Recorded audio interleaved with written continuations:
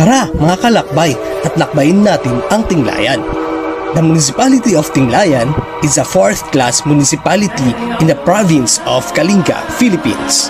Ang Tinglayan ay may 20 barangay at ang mga barangay na ito ay pinamumunuan ng mga halal na opisyal tulad ng barangay captain, barangay council na ang mga miyembro ay tinatawag na barangay councilors.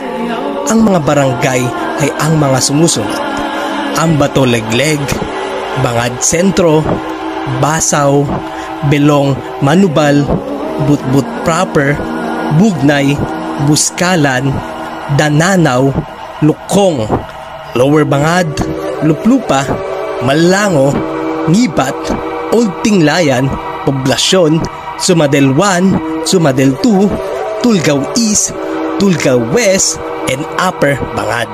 At ang Tinglayan naman ay sikat sa local celebrity na si Apo Bangod, na siya ang huling mangbabato or the last and oldest traditional tattooist in the Philippines.